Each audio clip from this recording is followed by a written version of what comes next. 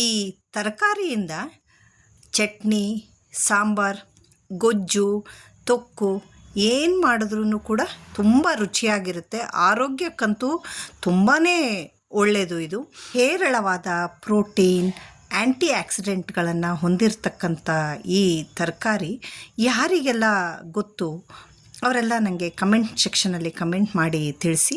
ಹಾಗೆ ನೀವೆಲ್ಲ ಏನು ಇದರಿಂದ ಅಡುಗೆ ಮಾಡ್ತೀರಾ ಅಂತ ಹೇಳಿ ಕೂಡ ನನಗೆ ತಿಳಿಸಿ.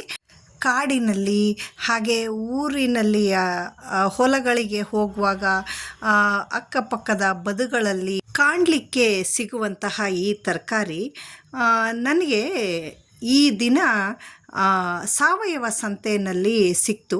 ತುಂಬ ಖುಷಿ ಆಯಿತು. ಈ ರೆಸಿಪಿಯನ್ನು ನಿಮ್ಮ ಜೊತೆ ಶೇರ್ ಮಾಡ್ಕೊಳ್ಳೋಣ ಅಂತ ಹೇಳಿಬಿಟ್ಟು ತೊಗೊಂಡು ಬಂದೆ. ಮೊದಲಿಗೆ ಈ ಸುಂಡೆಕಾಯಿ ಅಂತ ಹೇಳ್ತೀವಿ ಇದನ್ನು. ಈ ಸುಂಡೆಕಾಯಿಯನ್ನು ತೊಳ್ಕೊಂಡು ಬಿಡಿಸಿ ಇಟ್ಕೊಳ್ತಾ ಇದ್ದೀನಿ.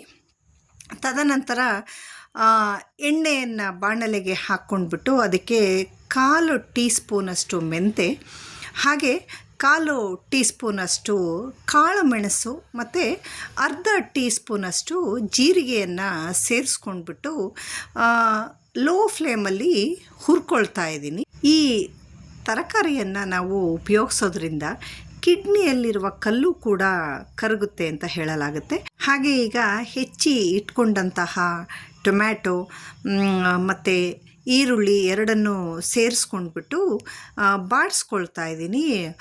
ಬಾಡೋದಕ್ಕೆ ಅಂತ ಹೇಳಿಬಿಟ್ಟು ಒಂದು ಸ್ವಲ್ಪ ಉಪ್ಪು ಹಾಕ್ಕೊಳ್ತಾ ಇದ್ದೀನಿ. ಉಪ್ಪು ಹಾಕೋದ್ರಿಂದ ಈರುಳ್ಳಿ ಮತ್ತು ಟೊಮ್ಯಾಟೊ ಬೇಗ ಬಾಡುತ್ತೆ. ಉಪ್ಪು ಸ್ವಲ್ಪನೇ ಹಾಕ್ಕೊಂಡ್ರೆ ಸಾಕು, ಮತ್ತೊಮ್ಮೆ ಹಾಕ್ಕೋಬೇಕಾಗತ್ತೆ. ಹಾಗಾಗಿ ನಂತರ ಈ ಹುರಿದು ಇಟ್ಕೊಂಡಂತಹ ಟೊಮ್ಯಾಟೊ ಮತ್ತು ಈರುಳ್ಳಿಯನ್ನು ತಣ್ಣಗಾಗೋದಕ್ಕೆ ಬಿಡ್ತಾ ಇದ್ದೀನಿ. ತಣ್ಣಗಾದ ನಂತರ ಮಿಕ್ಸಿಗೆ ಹಾಕ್ಕೊಂಡ್ಬಿಟ್ಟು ರುಬ್ಕೊಂಡು ಅದನ್ನು ಪ್ಯೂರಿ ರೆಡಿ ಮಾಡಿಕೊಂಡು ಇಟ್ಕೋಬೇಕು. ನಂತರ ಅದೇ ಬಾಣಲೆಗೆ ಮತ್ತೆ ಎಣ್ಣೆ ಹಾಕಿಬಿಟ್ಟು ಸ್ವಲ್ಪ ಸಾಸಿವೆ ಹಾಕಿ ನಂತರ ಬೆಳ್ಳುಳ್ಳಿ ಹಾಕ್ತಾ ಇದ್ದೀನಿ. ಸಣ್ಣದಾಗಿ ಕಟ್ ಮಾಡಿ ಇಟ್ಕೊಂಡಂತಹ ಈರುಳ್ಳಿ ಸೇರಿಸ್ಕೊಂಡ್ಬಿಟ್ಟು ಕರಿಬೇವಿನ ಸೊಪ್ಪನ್ನು ಸೇರಿಸ್ತಾ ಇದ್ದೀನಿ. ಸ್ವಲ್ಪ ಜಾಸ್ತಿನೇ ಸೇರಿಸ್ಕೊಂಡೆ ನಾನು ಕರಿಬೇವಿನ ಸೊಪ್ಪು. ನಂತರ ಈ ಕಾಯಿಗಳನ್ನು ನಾನು ತೊಳೆದು ರೆಡಿ ಇಟ್ಕೊಂಡಿದ್ನಲ್ಲ ಅದನ್ನು ನಾನು ಜಜ್ಕೊಳ್ತಾ ಇದ್ದೀನಿ. ಜಜ್ಕೊಳ್ಳೋದ್ರಿಂದ ಎಣ್ಣೆಯಲ್ಲಿ ಕಾಯಿ ಚೆನ್ನಾಗಿ ಬಾಡುತ್ತೆ. ಹಾಗೆ ಉಪ್ಪು, ಖಾರ, ಹುಳಿ ಚೆನ್ನಾಗಿ ಬೆರೆತ್ಕೊಳ್ಳುತ್ತೆ. ರುಚಿ ಕೂಡ ತುಂಬ ಚೆನ್ನಾಗಾಗುತ್ತೆ. ಹಾಗೆ ಇಡೀ ಕಾಯಿಯನ್ನು ನಾವು ಹುರಿಯೋದಕ್ಕೆ ಹೋದರೆ ಕಾಯಿ ಸಿಡಿಯುತ್ತೆ.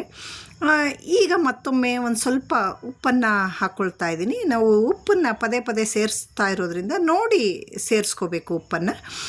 ತಟ್ಟೆಯನ್ನು ಮುಚ್ಚಿಟ್ಬಿಟ್ಟು ಮತ್ತೆ ಒಂದು 2ರಿಂದ 3 ನಿಮಿಷ ಬೇಯಿಸ್ಕೊಳ್ತಾ ಇದ್ದೀನಿ ಸಣ್ಣ ಉರಿನಲ್ಲಿ. ನಂತರ ಟೊಮ್ಯಾಟೊ ಮತ್ತು ಈರುಳ್ಳಿಯನ್ನು ರುಬ್ಬಿಟ್ಕೊಂಡಿದ್ನಲ್ಲ ಅದನ್ನು ಸೇರಿಸ್ಕೊಳ್ತಾ ಇದ್ದೀನಿ.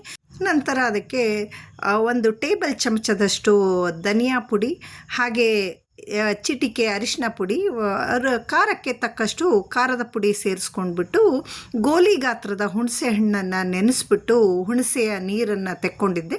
ಆ ನೀರನ್ನು ಕೂಡ ಸೇರಿಸ್ಕೊಂಡ್ಬಿಟ್ಟು ಹಾಗೆ ಇನ್ನೊಂದು ಸ್ವಲ್ಪ ನೀರನ್ನು ಸೇರಿಸ್ಕೊಳ್ತಾ ಇದ್ದೀನಿ.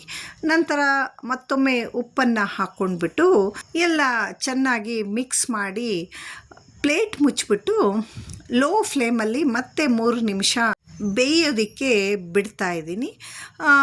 ಈಗ ಬೆಂದಿದೆ ಚೆನ್ನಾಗಿ. ಗ್ರೇವಿ ಎಲ್ಲ ಚೆನ್ನಾಗಿ ಕಾಯಿಗಳ ಜೊತೆ ಬೆರೆತ್ಕೊಂಡಿದೆ. ಈ ಹಂತದಲ್ಲಿ ನಾನು ಕೊನೆಯದಾಗಿ ಸಣ್ಣದಾಗಿ ಕಟ್ ಮಾಡಿ ಇಟ್ಕೊಂಡಂತಹ ಕೊತ್ತಂಬರಿ ಸೊಪ್ಪನ್ನು ಸೇರಿಸ್ಕೊಳ್ತಾ ಇದ್ದೀನಿ. ನನ್ನ ಈ ವಿಡಿಯೋ ಏನು ಅನ್ನಿಸ್ತು ಅಂತ ತಿಳಿಸಿ. Thank you. ಬಾಯ್.